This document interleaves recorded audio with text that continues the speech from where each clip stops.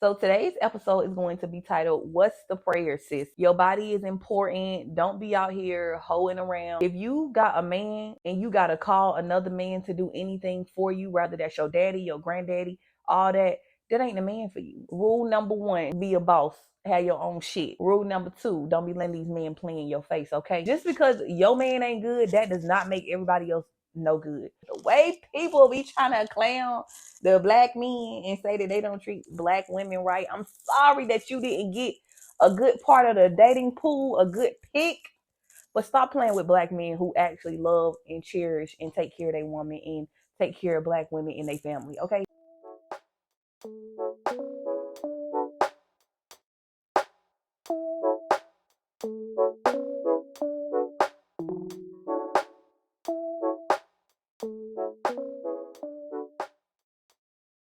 Hello, you guys, and welcome back to yet another episode of Gems with DQ. My name is Diamond Quenshay, and on this podcast, we talk all things marriage, womanhood, motherhood, family, inspirational. So if that's something that you're interested in, then go ahead and give this video a thumbs up and be sure to subscribe to my channel. If you are new here, hello, welcome. And if you are returning, thank you for the continued love and support. I really appreciate it. In today's episode, I got my drink of choice. I am filming this episode in the morning, so I got to start out by kickstarting it with my morning drink. I have this lovely drink that I love to kickstart my morning out with, and this drink is really good for jumpstarting your metabolism. And for me, it helps break down some of that mucus that I naturally wake up with inside of my body. So this drink includes warm water, lemon, a drop of agave, and a tablespoon of chia seeds. And you just drink it right up. It ain't no mocktail, it ain't no matcha, but it's definitely great for you and it has great benefits. So, of course, give it a try. So let's just get into this episode today. It is me here by myself once again, and we're on episode 2 officially. My first episode was an introduction, and my first episode was an introduction, and then after that I've been filming regular episodes. So I am so excited that I've been able to just be consistent these past 3 weeks, because YouTube is something that your girl has struggled with for a while, and that is okay. I just give myself grace, and we're gonna push through it. So let's just get into this video. So today's episode is going to be titled, What's the Prayer, Sis? I am going to pretty much dive deep into what it was like to basically find my person. How was I raised when it came to men? What was my type, my dating life prior before this, and pretty much just how I got to a place of ultimately finding my husband. And we've been married for almost 9 years now. So if that's something that you're interested in, let's get into it. So I just feel like it wouldn't be right to start this video without kind of shaping my vision when it comes to a man and how I was raised when it comes to a man. I did tell you guys before, I did come from a 2-parent household. I was raised by my mom and my stepdad. And although my mom very much so had a husband, she was very straightforward with her girls when it came to men at a very young age, which at first I'm like, why do moms start talking about these things so early to their girls? But now I completely understand, and to this day, everything that she taught me and how she raised me to be when it comes to men shaped me into the kind of man that I have today, honestly.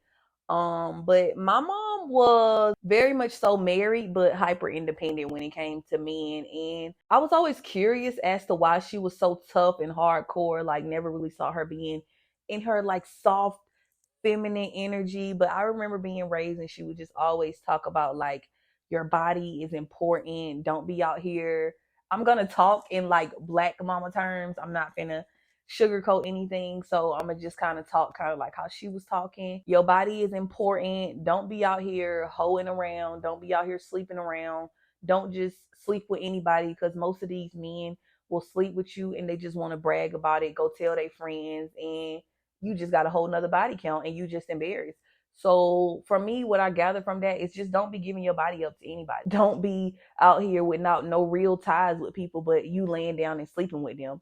Another thing that she taught me with men is, if you got a man and you got to call another man to do anything for you, whether that's your daddy, your granddaddy, all that ain't the man for you. Go get you somebody. Go get you somebody else. And yes, as a woman, we could be as independent as we want to be, but don't be out here fooling around with men that ain't got no motion. Men that will literally come lay up on you and sleep with you and can't even help you pay a bill.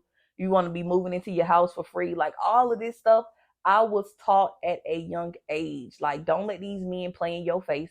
You are the prize. I feel like that is the key thing. And as a woman, you shouldn't be going out looking for no man. That man need to come find you. That man need to come find you. Your sole existence should not be to please a man, to look for a man, to find a man. That is not your purpose. That is not your existence. So that was something that my mom kind of really instilled in us when it came to, men. She kind of told us about the game they like to talk, the bullshit, the cheating. She taught us all that. She taught us the game, taught us about STDs. She didn't really explain the whole thing when it came to like having sex in detail as mature as a parent should. But one thing that lady taught us, rule number one, be a boss. Have your own shit. Rule number two, don't be letting these men play in your face, okay? Because they will do it. So that's pretty much how I was raised when it came to men. Y'all keep that in the back of y'all mind, because now we're about to jump in right into what my dating life turned out to be. Did I look for men that she described? Did I look for men total opposite? And I'm going to honestly say I was right in between. I did not look for that gentleman that's gonna treat me right and treat me like a lady and all those things. I did not look for that originally. I ain't gonna say I grew up in the hood, but I didn't grow up in no suburbs. Like, I grew up watching little boys want to be little. We had a time, but the little boys wanted to be little gang bangers. They wanted to be in groups. They wanted to look all tough. So you know what I ended up being attracted to? Them type of men, those type of boys, because at the time they were just young boys. But that is what I ended up being attracted to. That is exactly what I ended up being attracted to. I feel like the first couple of years of me like having a boyfriend or being in little relationships in school, I feel like I used to stress my mom out, because I would literally go for the little boys that be playing basketball, that be sweaty and running around all day, that be so-called like in gangs and all. I used to fool with it. And then that is how I ended up having my first kid. All of those things. I did not listen to my mom when it came to that, because your parents can give you advice all day, but that don't mean you're gonna take it. That don't mean you're gonna listen. That don't mean you're gonna keep it in the back of your mind. At the end of the day, you're gonna do what you want to do. And guess what Diamond did? What she wanted to do. So after that relationship, being in relationships with the same kind of dudes, the same kind of bullshit, like, I feel like I really just stressed my mom out. Like, I got to a point where I was dating people that were way older than me. Not like, oh my God, y'all going to jail type stuff, but I was just like, maybe I could try a little older, but still with a little hood in them. Then it was like, this ain't it. This ain't it. Like, these dudes wouldn't even make it off my front porch. Like, I'm for real. Like, yeah, they wouldn't even make it off the front porch. They be vibing on the front porch at my mama house with me. Y'all ain't even making it in the house. Y'all little play. I call myself trying one time to be dating like multiple people at one time. And I'm just like, this is not me. Like, I'm a Cancer. I'm a lover girl. I am a lover girl. I can't be out here with 2, 3, 4, 5 different boyfriends. Like, this is not me. I can't even keep up with y'all at this point. But anyways, I was dating here, there, everywhere. And I'm just like, this is too much. This is too much. Just dating though, y'all. I'm real funny acting about the people that I choose to sleep with. I learned my lesson already. I already got one kid out of wedlock. I wasn't doing that no more. So it was literally strictly dating. Like, no, you're not getting this body. You ain't showing me nothing serious. You ain't showing me that you really want to pursue me, that you have anything going for yourself, or that you have anything to offer. This is just pure fun. That is how I started looking at those type of men. I started seeing those type of men. Y'all are just fun, and I had my fun, but now I need to be serious. So at that point in my life, I had to reevaluate what my type was. You getting older. What do you actually want in a man? If you had this life where you saw yourself having a husband, girl, you not finna get no husband over here conducting yourself like this.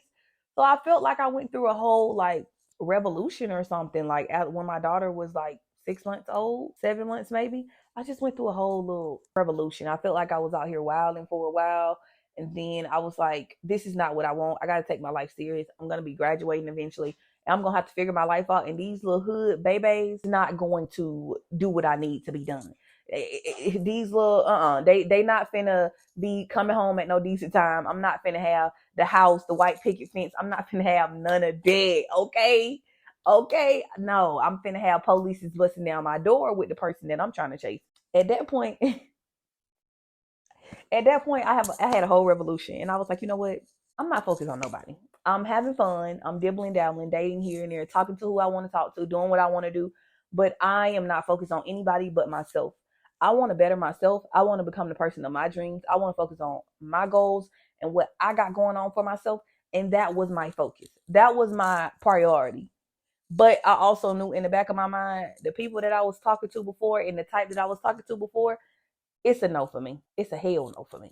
As I was on my journey to, figuring myself out, figuring out the type of person that I want, and just focusing on pouring into me and being the best version of myself that I can be, and carrying myself as a woman who want the husband and the house and the career and all that. If I wanted all that, I had to start carrying myself like that. And I started focusing on me. There was no specific prayer. I prayed for myself, like to be a better woman, to attract better people, and to sought better things in life, and really just reevaluate where I was going and the type of people in the crowds that I was attracting. I actually cut off even friends during this time. Like I cut off certain groups of friends that I would hang with in school and all of that. I literally had to let go of all those negative aspects of my life, the people that weren't serving me, and the relationships that I did not see being long term. They all had to go in order for me to get to this place in my life.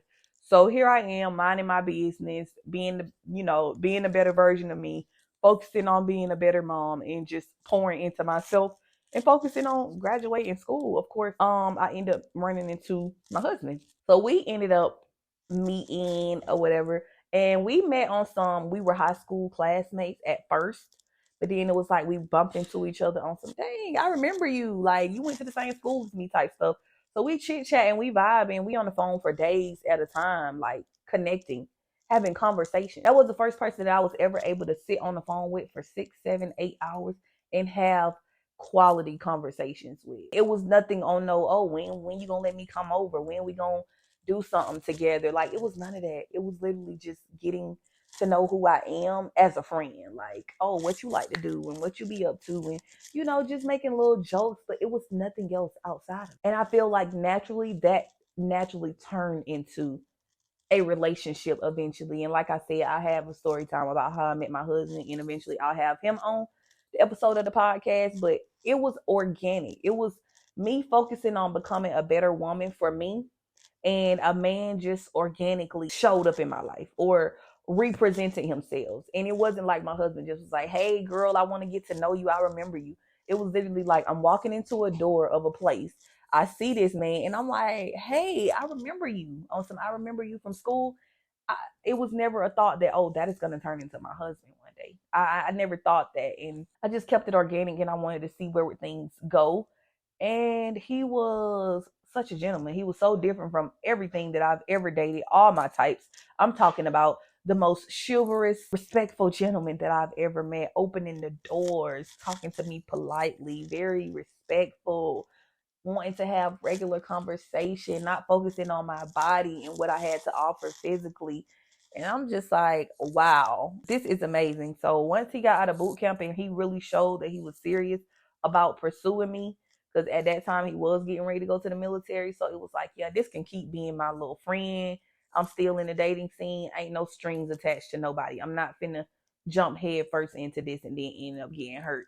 So I'm just like, this is going to be what it is. I'm just going to let it flow. But once he showed me how serious he was after he got out of boot camp, I was like, oh, this man ain't playing. This man talking about some, I'm his girl. He just don't automatically start claiming me. So I'm just like, okay, I'm your girlfriend. But it was never like a traditional, like, you my girl. It was like, I was pursuing you. We was homies before I left, but you my girl. Like, listen, I thought about you in boot camp, and this is what we finna do. So that is exactly what we did. I pursued a long-term relationship with my husband, and it's so hilarious to this day, because when we would tell people that, oh yeah, we're dating, I date somebody, but they're plenty, like thousands of miles away, people would laugh at it. Like being in a long distance relationship for almost 5 years, most people didn't think that would last anytime, because let's be for real, it takes a lot. It already takes a lot to maintain a relationship when you're actually around that person every day, but to maintain a relationship when you physically cannot touch that person or hear their voice in person, that is a different next level of strength and commitment to each other. And granted, it was hard those 5 years, but once again, we saw the goals. We were two people that knew what we wanted, and we continued to go after that. That is what was important to us. During those 5 years, we were still able to foster an amazing relationship. We were still able to see each other 1 to 2 times a year, and I was so grateful for those moments. And child, when you get you a man that you a whole 1,000+ miles away in a whole long distance relationships, and they can treat you better than somebody that is out here in the dating pool that's in your face, in your location, please run with the wind. Go get your man. Because the fact that a man from a whole nother state can treat me better than half of these people that I done tried out or gave a chance is mind boggling to me. And that just shows that he knew what he wanted and he went after what he wanted, and he was a man of his word. It just showed me like there are men out here, there are good men out here that exist. And it's not that I ever got into the thought that, oh, I'm never going to find a man, there are no good men, because I don't like to get into that mindset. Just because your man ain't good, that does not make everybody else no good. Just because your man did you wrong, that does not mean that there are no good men out here, especially good black men. Because let me set the record straight on that. Because the way people be trying to clown the black men and say that they don't treat black women right, I'm sorry that you didn't get a good part of the dating pool, a good pick. But stop playing with black men who actually love and cherish and take care of their woman and take care of black women in their family, okay? Don't let the other negative men and the negative experiences make you feel like good men don't exist, because that's not true. But yes, our relationship was thriving. We made it work, but it's hilarious to this day that people still like are shocked when we say, yeah, we've been married for over 8 years, almost 9 years. We've been together for almost 13 years. And it's like, what? But the thing about it is, it's so foreign to people. I'm grateful that it's becoming slowly not a thing anymore. It's becoming less foreign to people to see young, healthy, thriving relationships, or to see people make it that you probably thought wouldn't have made it. And it's crazy that y'all would think that a relationship wouldn't thrive with two people that you never even knew, or just off the assumption that, oh, that is hard, you ain't gonna be able to do that. You can't do it. Can y'all work on not putting y'all fears on other people? Can we work on not putting our fears on other people? Because so many people, it's like, girl, how you know that man ain't cheating? How y'all gonna make this relationship last? This, that, and a third. And baby, here I am with my husband, and y'all still looking. What do you gotta say for yourself? Passing the mic to you. Okay, and that ain't to the people who was rooting for us. That's the people who had something negative to say about us. People are always shocked at that, like when it comes to like being married young and thriving and healthy. And it's just like, girl, no, I love it here. I love being married. I love being able to spend my life with my best friend. I done found my life partner at, should I even try to figure out what age I done found my life partner at what age? It was young. We've been together since almost 13 years. It was a long time. We've been together for a long time. I've have had the pleasure of finding my lifetime partner at a young age. Let's just talk about when you find the man of your dreams, or the man that you deserve. The guilt and self-sabotage that you can end up finding yourself in. I felt like at first, I was like, dang, this man is too good to be true. Like slowly trying to find little ways to self-sabotage y'all. But it's like, when you got something good, just focus on the good. We be trying to focus on trying to nitpick about what it might be instead of focus on what it is. So it's like I had to get to a place where it is not too good to be true, Diamond. You are deserving of these things. You deserve a good man. You deserve a husband. You deserve the kids, the house, the career. You deserve all that. So once I got into that mindset and realized I'm the prize and I do deserve this, I just felt like my trajectory and my confidence and my self-love, it was just all the way through the roof. Because once you really accept that, it just hit different. It's not about if something is too good to be true. Live in the moment and let it be what it is right then and there. It's not about figuring out, oh, what is it? What's the egg? What's the issue? What if there is none for real? And if there is, why are you trying to find one? Why are you looking and digging for it? Whatever is meant to be revealed, God is going to bring it to the light. And that's what it's going to be. So it's like, girl, keep thriving. Keep trusting. This is your husband. This is going to be your man. He told you this. He said that he know he wanted to make you. Like, these are things that I'm saying to myself. These are pep talks that I'm giving myself. Like, he told you this. He told you he going to make you his wife. It's just some things he got to handle. But it's like, dang, God, like, is this man really a man of his word? He already showed me with action, with other things. But it's like, no, girl, come on, sit down, believe and trust. There is no specific prayer. You just gotta trust that you're deserving of these things as a woman. Honestly, at first, my hyper independence and my strong independent black woman, it could have took me out the game. It really could have. And to the strong, hyper independent black women who feel like they don't need no man, they can't depend on no man, and yada yada this and the third, I'm telling you, that will change once a man come into your life and just sweep you off your feet. It's gonna change. Like if you get a man that is allowing you to thrive in your feminine energy and just giving off that masculine energy and doing what he's supposed to do as a man, you ain't got no choice but to release. You ain't got no choice but to let go, because I held on to that independence for so long. I don't need no man. I can call my stepdad, da da da da, this, that, and the third. And it's like, girl, release. I have never felt so light. I've never felt so soft and like the queen that I am. Like, it's just like, girl, you finally made it. I feel like I made it when I got my husband, but I feel like I really, really, really got in there when I was just like, let that man be a man. And you just thrive in your soft energy, your soft feminine energy. Let that man be the bodyguard, your peace, the one that's gonna put you in your place when needed. Let that man be all that. Please let it be all that. Because it's no better feeling. It is no better feeling to be like, hold on, let me see what my man thinks. Don't maybe go get my husband on you. Oh, I'm not worried about it. I got my man. Bestie, where? I'm gonna go tell my man all the tea. Like, what better feeling than that? What better feeling when you actually finally get that? Get that without looking for it. Get that with just being true to you and just being yourself. Becoming the woman of your dreams instead of becoming the woman of a man's dream.